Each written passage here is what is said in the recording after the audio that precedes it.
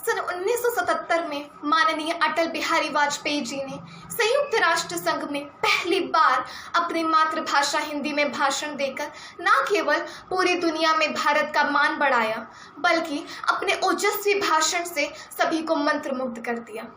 आज उसी भाषण को मैं कृष्णा चौहान बीएनएसटी शिक्षा निकेतन कक्षा 10वीं की छात्रा प्रस्तुत करना चाहूंगी।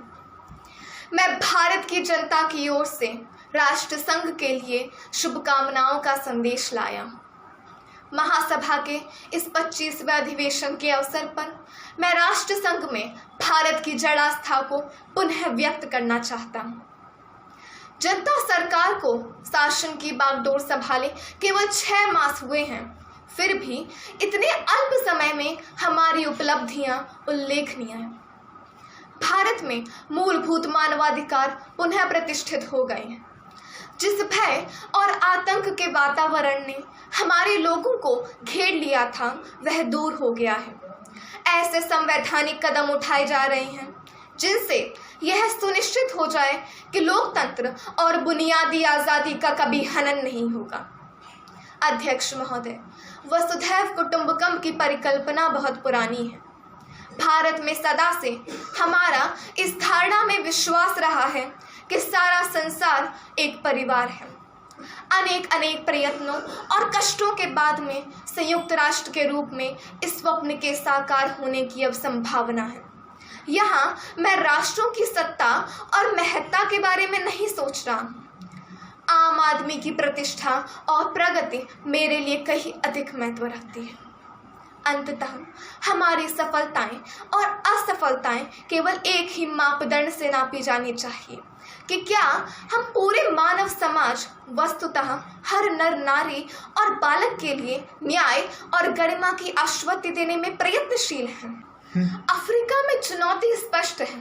प्रश्न यह है कि किसी जनता को स्वतंत्रता और सम्मान के साथ रहने का अनुकरणीय अधिकार है, यह रंग भेद में विश्वास रखने वाला अल्पमत किसी विशाल बहुमत पर हमेशा अन्याय और दमन करता रहेगा। निस्संदेह रंग भेद के सभी रूपों का जड़ से उन्मूलन होना चाहिए। आज इजराइल ने वेस्ट बैंक ऑफ गाजा में नई बत्तियां बताकर अधिकृत क्षेत्रों में जनसंख्या परिवर्तन कराने का जो प्रयत्न किया, संयुक्त राष्ट्र संघ को उसे पूरी तरह अस्वीकार और रद्द कर देना चाहिए। यदि इन समस्याओं का संतोषजनक और शीघ्र ही समाधान नहीं होता, तो इसके दुष्परिणाम इस क्षेत्र के बाहर भी फैल सकते हैं। यह अति आवश्यक है कि जिनेवा सम्मेलन का शीघ्र ही पुनः आयोजन किया जाए और उसमें वीएलओ का प्रतिनिधित्व किया जाए। अध्यक्ष महोदय, भारत सब देशों से मैत्री चाहता है और किसी पे प्रभुत्व स्थापित करना नहीं चाहता। भारत ना तो आवड़ी शस्त्र शक्ति है और ना ही तो बनना ही चाहता है। नई सरकार ने अपने असंदिग्ध शब्दों में इस बात की पुनः घोषणा की है कि हमारी कार्यसूची का एक सर्वस्पर्शीय विषय जो आगामी अनेक वर्षों और दशकों तक बना रहेगा, वो है मानव का भविष्य।